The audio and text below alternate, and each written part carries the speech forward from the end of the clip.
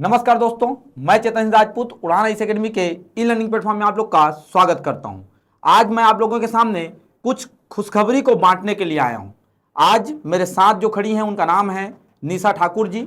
ये अभी लोक सेवा आयोग द्वारा 2024 में जो परीक्षा आयोजन हुआ था, उनके जो परिणाम घोषित हुए हैं उनमें वो डीएसपी के पद पर चयनित हुई हैं। उन्हीं का जो संघर्षों की कहानी है, रणनीति क्या रही है तथा उनकी तैयारी कैसे रही, उनके मार्गदर्शक कौन रहे, उसी के बारे में आज हम जानने का प्रयास करेंगे। लेकिन जहां तक मैं जानता हूं निशा ठाकुर जी के बारे में, ये 2022 में हमारे साथ जुड़ती हैं उड़ान परिवार के साथ तथा अपने तैयारी को ये निरंतरता बनाए रखती हैं। 2022 में हमारे संस्थान में वो 2000 सीजीपीएससी प्री तथा व्यापम की एक बैच लेती हैं, उसमें तैयारी वो निरंतर बनाए रखती हैं।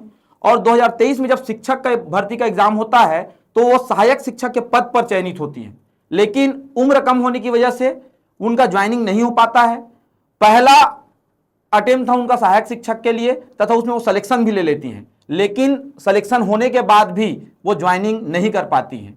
तो एक उन समय का एक दुख था, उसको दुख को लेकर फिर से अपने रणनीति में आगे बढ़ना, फिर से तैयारी करना और पीएससी को टारगेट लेकर हमें पीएससी क्रैक करना है, इस टारगेट को लेकर वो आगे बढ़ती हैं। उन्हीं की कहानी आज जानने का प्रयास करेंगे। सबसे पहले मैं निशा ठाकुर जी का उड़ान आईएएस एकेडमी के ई लर्निंग प्लेटफॉर्म में स्वागत करता हूं। धन्यवाद सर। और साथ ही साथ मैं व्यक्तिगत तौर से तथा संस्थानिक तौर से इनको डीएसपी पद पर चयनित होने पर बधाई देता हूं तथा हमारे सभी स्टाफ और फैकल्टी की तरफ से इनको मैं डीएसपी पद पर चयनित होने पर बधाई देता हूं। धन्यवाद सर। आज मैं स्वयं अपने आप में गौरवान्वित महसूस कर रहा हूं, क्योंकि ये मेरे छात्रा भी रही हैं। मैंने इनको प्री में, मेंस में भी इनको अध्ययन कराया हूं। साथ ही साथ संस्थान भी आज अपने आप में गौरवान्वित महसूस कर रहा है, क्योंकि ये महज 22 साल की उम्र में आज डीएसपी के पद पर चयनित हुई हैं। जो व्यक्ति आज 22 साल की उम्र में डीएसपी अगर बन सकता है तो समझिए वो आगे कितने आगे बढ़ सकते हैं। कई लोगों का यह सपना होता है डीएसपी पद पर बने रहना, क्योंकि ये थोड़ा सा आप जानते हैं थोड़ा पावरफुल पद है। और आज ये 22 साल की उम्र में हमारे सामने डीएसपी के पद पर है हमारे संस्थान। और मैं व्यक्तिगत तौर से फिर से इनको मैं बधाई दूंगा कि वो अपने इस सफलता की राज हमें बताएंगे, वो किस रणनीति में थे, कैसा काम किए, अपनी पढ़ाई में कितना मेहनत किए और आज जाके डीएसपी के पद पर चयनित हुए। तो सबसे पहले मैं इनसे एक प्रश्न करना चाहूँगा कि आपका जो शिक्षा का जो प्रयास था, जो आपकी प्राइमरी स्कूल है, मिडिल स्कूल है, हाई स्कूल है, आपका बैकग्राउंड क्या रहा? कहने का मतलब शिक्षा में फिर आपने कॉलेज किया होगा, तो आपकी शिक्षा कैसे रही, आपका गांव का स्थिति क्या रहा, वो थोड़ा सा आप बताएंगे कि आप शिक्षा में कहाँ तक किए हैं? जी हाँ, तो थोड़ा सा अवगत कराते हैं हमें। जी सर। सर मैंने अपनी प्रारंभिक विद्यालय गांव के शासकीय विद्यालय से संपन्न की है। उसके पश्चात फिर मैंने यहीं रायपुर से ही डीएलएड संपन्न किया है। उसके पश्चात फिर मैं शिक्षक भर्ती उसी कारण अपियर हो पाई हूँ। और मैंने ग्रेजुएशन अपना बीएससी मैथ्स में आरंग कॉलेज से संपन्न किया है। अच्छा, तो आपका जो गांव में शिक्षा का स्तर है जी, वो क्या बेहतर रहा आपके इस पढ़ाई के लिए? जी, क्या वो शिक्षा जो प्राइमरी स्कूल में आप पढ़े थे, मिडिल स्कूल में जो पढ़े होंगे, हाई स्कूल में जो पढ़े, तो वो क्या आपके लिए लाभदायक रहा कि नहीं? आपके गांव का शिक्षा स्तर कैसे रहा, जिससे आपको कैसे मार्गदर्शन मिला? जैसे कहने का मतलब ये कि आप देखे होंगे कई गांवों में ऐसे हैं जहां शिक्षा के लिए तो स्कूल खोले गए हैं, लेकिन शिक्षा का स्तर इतना बेहतर रहा नहीं। जी, तो बच्चे को उतना नॉलेज हो नहीं पाता कि मुझे पीएससी करना है कि सहायक शिक्षक बनना है। जी, आपकी घर की स्थिति कैसे रही? जी, तो ये थोड़ा बताएंगे कि मतलब शिक्षा का स्तर कैसा रहा, मतलब लोगों का कैसा एटमॉस्फेयर में आप रहे हैं? जी सर। सर चूँकि अब मैं एक शिक्षक, मेरे पापा जी शिक्षक हैं। अच्छा, तो अच्छा। ऐसे फैमिली से बिलोंग करती हूँ।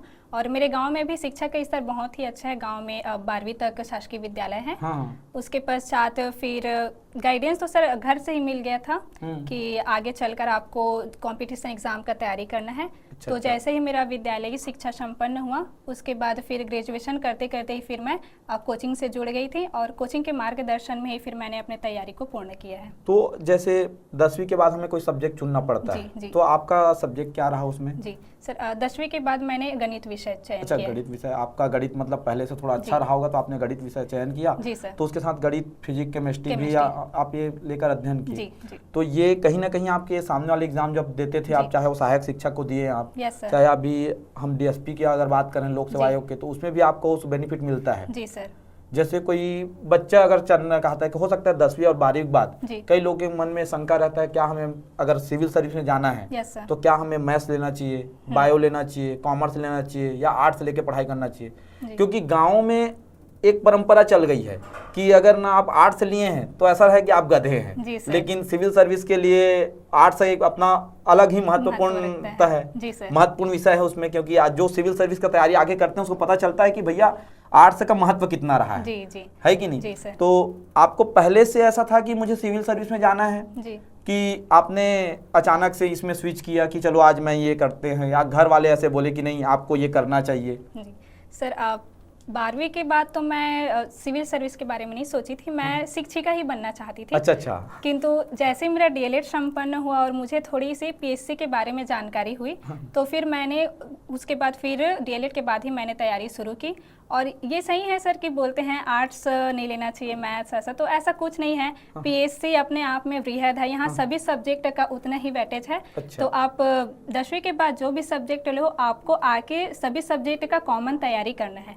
और अगर आप पहले से तैयारी करना चाहते हो तो फिर कोई मैटर नहीं करता है आपका सब्जेक्ट कौन सा है। मतलब सभी सब्जेक्ट में आपको संतुलन बना के रखना है तो आप सिलेक्शन ले पाएंगे। जी जी। जैसे अगर बात करते हैं अपन, अभी आपका ये पहला अटेम्प्ट था सीजीपीएससी सर। का, क्योंकि आप 22 साल की उम्र में अगर आप डीएसपी हैं तो मेरे पहला अटेम्प्ट था आपका, पहला पीएससी का प्री दिए होंगे आप, पहला आप मेंस दिए और पहला ही आपका क्या रहा, इंटरव्यू। तो क्या पहली ऐसी रणनीति थी आपकी कि मुझे प्री में क्या करना चाहिए, मेंस में क्या करना चाहिए, और किनके मार्गदर्शन से आपने उसे पढ़ाई स्टार्ट किया? आपकी जो जर्नी रही, कोचिंग में जर्नी रहा जी, कि आपने कोचिंग में क्या सीखा, पूरा योगदान कैसे रहा, कैसे मिला?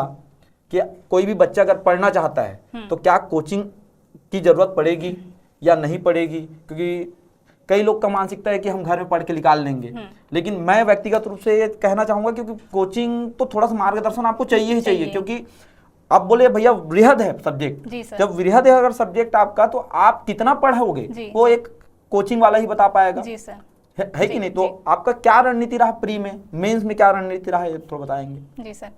सर सबसे पहले तो ये चूंकि आपने बताया मेरा प्रथम प्रयास था, तो मुझे शुरू से यही था कि मुझे पहली बार में ही सब चीज़ क्लियर करना है।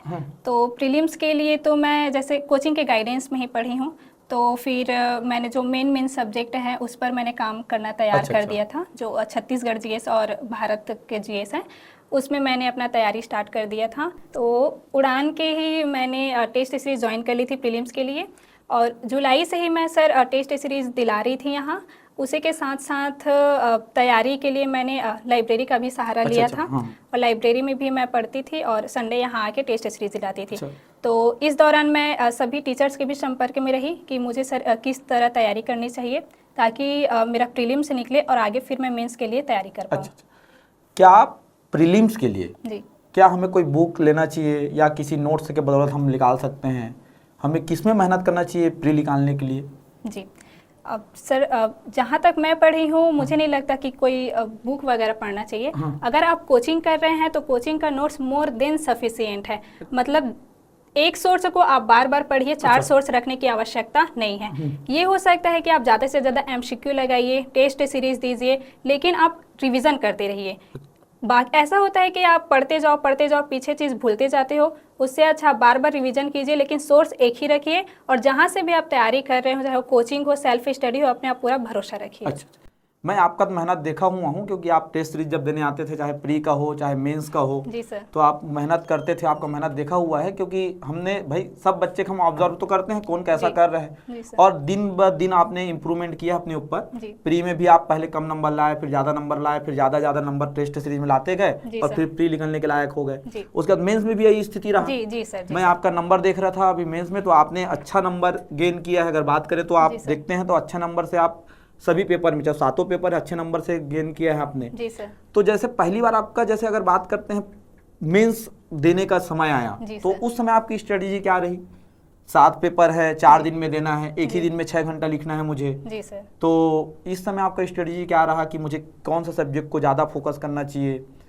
आपका स्थिति ऐसा कैसे बना कि भैया हमें 7 पेपर देना है? क्योंकि हम कॉलेज में होता क्या है, कॉलेज में हम करते क्या है भैया, तो कॉलेज में तो एक पेपर दिला है हिंदी का, तो इंग्लिश पेपर देना है अगर मान लो तो एक हफ्ते की छुट्टी है तो आराम से 7 दिन तक पढ़ते हैं। लेकिन पीएससी के मेंस पेपर में ऐसा नहीं है, कंटिन्यू आपका 4 दिन पेपर होना है, 7 पेपर है, प्रतिदिन 2 पेपर, लास्ट दिन 7वां पेपर होना है, तो एक पेपर होता है। तो स्ट्रेटजी क्या रही है आपकी, कैसे करते थे उस समय? जी सर, मेंस के लिए सबसे पहले तो आपको मानसिक और शारीरिक रूप से तैयार होने की आवश्यकता है, क्योंकि आपको लगातार 4 दिन तक बैठना है। तो उसके लिए सर मुझे एक तो लाइब्रेरी ने बहुत हेल्प किया है, वहाँ लगातार मतलब वही 8-10 घंटे बैठने का मेरा आदत हो गया था। साथ ही मैंने मेंस के लिए जो मुख्य विषय है उसमें लैंग्वेज जो पेपर 1 होता है, फिर ऐशे का पेपर और पेपर 4 और पेपर 6, इसमें मैंने सबसे ज़्यादा मेहनत किया है, क्योंकि मुझे लगता था कि इसमें मैं ज़्यादा से ज़्यादा स्कोर कर पाऊंगी। इसके लिए भी सर मैंने टेस्ट सीरीज़ का ही सहायता लिया था। टेस्ट सीरीज़ में मतलब ज़्यादा से ज़्यादा मैं आंसर राइटिंग करती थी, और उसके हिसाब से फिर मैं अपना समय जैसे कम ज़्यादा होता था तो उसको मैं मैनेज करने की कोशिश करती थी। और लाइब्रेरी में भी यही था कि मैं सर टाइमर वगैरह सेट कर देती थी, और जो जितना हो सके जो प्रीवियस ईयर क्वेश्चंस हैं उनको मैं सॉल्व करने की कोशिश करती थी। और जब मेंस की बारी आई तब तक मुझे अपने आप में विश्वास था कि मैं प्रिपेयर हो चुकी हूँ। और मैं अब 3-4 दिन तक लिखने के लिए तैयार हूँ। तो मतलब इतना आप प्रैक्टिस कर लो कि वहाँ जब बैठो तो दिमाग से ज्यादा हाथ चले। हाँ, मतलब क्वेश्चन देखना है अपने को और हाथ चलना प्रारंभ हो जाए कि भैया इतना प्रैक्टिस हमें मेंस में आवश्यकता पड़ती है। जैसे अभी आप सिलेक्शन लिए, पहली बार जब इंटरव्यू दिए गए होंगे तो आपको थोड़ा सा नर्वसपन तो रहा होगा, पहला इंटरव्यू है, कैसा होगा मेरे साथ, क्योंकि आपका इंटरव्यू का भी नंबर अच्छा है, क्योंकि कंपेयर करते हैं बाकी लोगों से जो, तो आप नंबर देखते हैं तो आपका नंबर भी अच्छा रहा इंटरव्यू में, तो नर्वसपन था।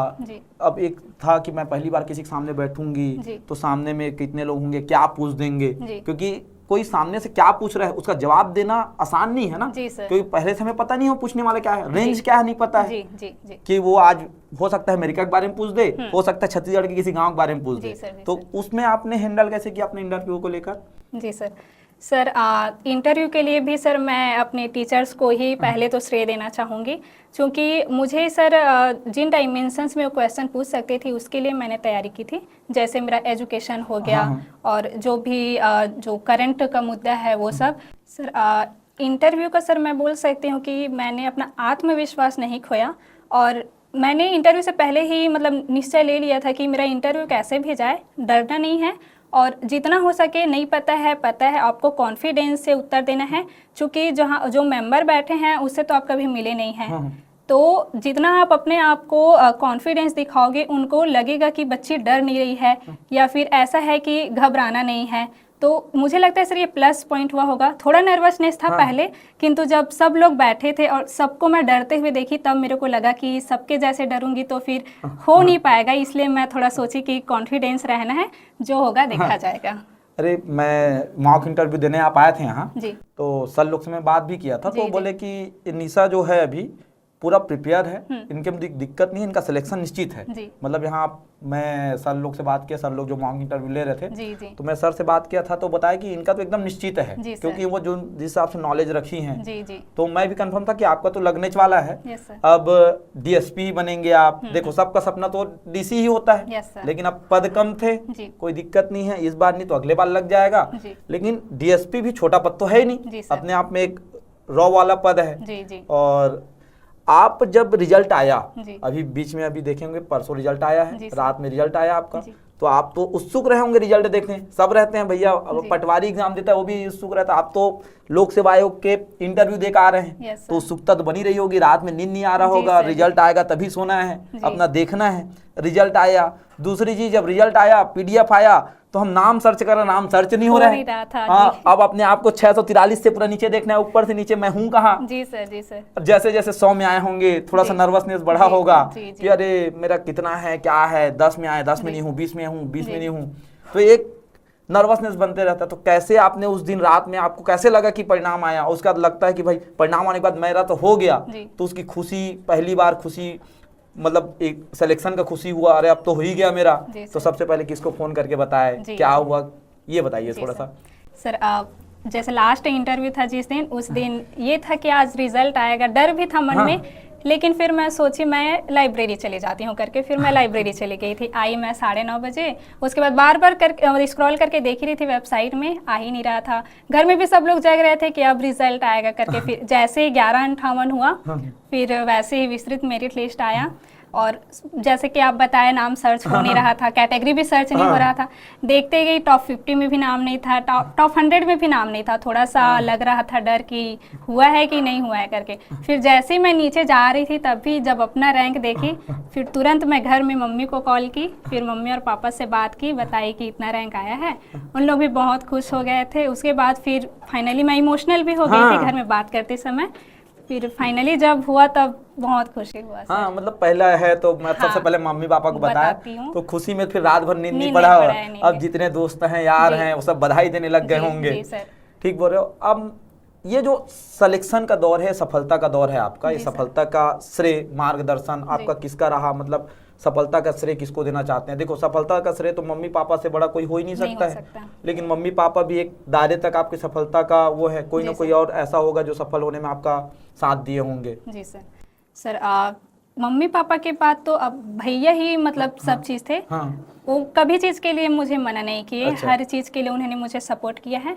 उसके बाद जैसे मैं रायपुर में रह के तैयारी की हूँ, तो यहाँ फिर जैसे कोचिंग से जुड़ी, तो हर एक टीचर मतलब मुझे गाइड करता था, कुछ भी पूछती थी, तो उनके मार्गदर्शन से ही मैं मानती हूँ सर कि मैं यहाँ तक पहुँची हूँ। इसके अलावा सर जो मानसिक स्थिति आपका स्ट्रांग रहना चाहिए, तो उसके लिए मैं अपने सारे दोस्तों को भी श्रेय देती हूँ कि उन्होंने कभी मुझे ऐसा अनुभव नहीं होने दिया कि हो जाएगा नहीं हो जाएगा। सबने मुझे बहुत सपोर्ट किया है, सबका आशीर्वाद और साथ था। तो एक तो सबसे बड़ा योगदान कोचिंग का है और मेरे फैमिली का है। फैमिली का तो सर्वोपरि रहता है, क्योंकि जब तक फैमिली वाले ही आगे नहीं बढ़ाएंगे, आप करेंगे कैसे? रायपुर नहीं भेजेंगे तो आप कोचिंग कैसे आएंगे? मैं ये बताना चाहता हूँ कि आप अगर ठान लें कि मुझे करना है तो आप कर ही लेंगे। बस आपको एक ठानना पड़ेगा और थोड़ा सा पेशेंस रखना पड़ेगा, निरंतरता बनाए रखना पड़ेगा। अगर मान लो 2023 में मन से हार जाती, मेरा सहायक शिक्षक में हूँ यार, नहीं लग रहा, मैं गांव चली जाती हूँ, पीएससी इतना बड़ा है, होगा कि नहीं होगा मेरा, क्योंकि लोग का हो ही नहीं रहा है। आप ये मिलते हैं तो देखते हैं कई ऐसे लोग हैं जो 5 बार इंटरव्यू दिए लेकिन अभी भी नहीं हुआ है, तो मेरा होगा कि नहीं। तो आप अगर रायपुर आए हैं पढ़ने, कोचिंग ज्वाइन किए हैं, तो एक ही मकसद होना चाहिए आपका, पढ़ना। जी सर। जो बाकी कोई काम है वो सेकेंडरी काम है आपका, करना नहीं करना उसको छोड़ो, लेकिन पहला मेरा काम है क्या? पढ़ना। तो मैं आपसे जानना चाहता हूँ, जो आगे की जो अभी अब तो 26 नवंबर को हमारा क्या आने वाला है, नोटिफिकेशन आने वाला है फिर से लोक सेवा आयोग द्वारा अपना नोटिफिकेशन निकाला जाएगा। तो उसमें क्या आने वाले जो अभ्यर्थी हैं, जो आप अटेम्प्ट करेंगे, पहला अटेम्प्ट हो सकता है, किसी का दूसरा अटेम्प्ट हो सकता है, किसी का तीसरा अटेम्प्ट हो सकता है, उनको आप अपनी तरफ से क्या गाइडेंस देना चाहिए कि क्या पढ़ें अभी, क्या नहीं पढ़ें, क्या छोड़ दें, कैसे रणनीति रखें प्री निकालने के लिए? जी सर। सबसे पहले तो जिन लोग टेस्ट सीरीज ज्वाइन नहीं किए हैं, मैं मानती हूँ कि अभी प्रीलिम्स के लिए एमसीक्यू लगाना बहुत ज़्यादा ज़रूरी है। और प्रीलिम्स जैसे अपना सामान्य अध्ययन का पेपर है, तो उसमें आप छत्तीसगढ़ और भारत का ही सबसे ज़्यादा है, तो छत्तीसगढ़ के लिए आप पूरा मतलब कंप्लीट उसको पढ़ ही डालिए, जितना भी हिस्ट्री ज्योग्राफी है उसको। और इंडियन जीएस के लिए सर मैं बोलना चाहूँगी कि हिस्ट्री, पॉलिटी और ज्योग्राफी, ये 3 मेजर सब्जेक्ट अगर आपका कंप्लीट हो जाता है, तो फिर जो जीएस का अपना पार्ट 2 है उसको आप बहुत अच्छे से कवर कर पाते हैं। क्योंकि सर छत्तीसगढ़ तो सभी से बनता है, ऐसा मैं मानती हूँ। छत्तीसगढ़ तैयार करने का उतना ज़रूरत भी नहीं रहता है। तो आप इंडियन जीएस में जो 3 सब्जेक्ट हैं उस पर मेजर फोकस करें।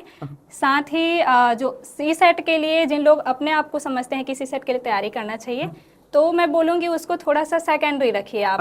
अभी जितना ज़्यादा आप जीएस में फोकस कर सकते हैं, और एमसीक्यू के लिए आप जो भी घटना चक्र वगैरह जो भी सोर्स हैं वो ले सकते हैं, बट टेस्ट सीरीज मस्ट है। तो मतलब ये है कि अगर आप एमसीक्यूज कंटिन्यू लगाएंगे तो आपका एक तो आत्मविश्वास बढ़ेगा, और आप जब वहाँ पेपर में बैठेंगे तो हो सकता है आपसे जो क्वेश्चन नहीं आता है वो भी आ जाएगा वहाँ, क्योंकि नहीं आप इतने को एमसीक्यूज लगाएंगे, हो सकता है एक क्वेश्चन आपका ऐसी हो जाए जो आप पढ़े हैं लेकिन आपको याद नहीं आ रहा है, लेकिन पेन वहाँ चले जाता है कि आंसर यही है। जी सर। तो आपका भी एक अच्छा संघर्ष रहा है। ऐसा है कि आपके घर वाले ने इतना सपोर्ट किया, एक लड़की को आज 22 साल की उम्र में आप डीएसपी के पद पर चयनित हैं। आज मैं भी व्यक्तिगत तौर से आपको मैं संविधान और इकोनॉमी पढ़ाया हूँ, मेरे आज व्यक्तिगत रूप से भी गौरवान्वित महसूस कर रहा हूँ, साथ ही साथ पूरा संस्थान आज गौरवान्वित महसूस कर रहा है। और मैं आप सबको बताना चाहूँगा, इनका एक डिटेलिंग वीडियो हम डालेंगे इसमें, इनका संघर्ष कैसे रहा है, क्या स्ट्रेटेजी रखना चाहिए, इनका एक सेमिनार कराएंगे भविष्य में। आने वाले समय में अभी उनका खुशी का मौका है, आज वो गाँव जाना चाहती हैं, वो गांव जाएंगी, मम्मी पापा से मिली नहीं है, अभी सिर्फ रायपुर में सहपाठियों से, टीचर से सबको धन्यवाद ज्ञापित कर रहे हैं, मिठाई खिला रही हैं। तो जब वो वापस आ जाएंगी तो फिर एक हम पूरा उनका एक सेमिनार कराएंगे कि डीएसपी बनने की खुशी क्या थी, क्या तैयारी थी, क्या रणनीति थी। अभी तो हमने एक शॉर्ट एक नॉलेज लिया है कि कैसे तैयारी वो की हैं। और मैं फिर से बधाई देना चाहूँगा डीएसपी पद में चयनित होने के लिए, और आपका धन्यवाद उड़ान IAS धन्यवाद एकेडमी सर। के प्लेटफॉर्म में। और मिलते हैं। धन्यवाद दोस्तों। धन्यवाद सर।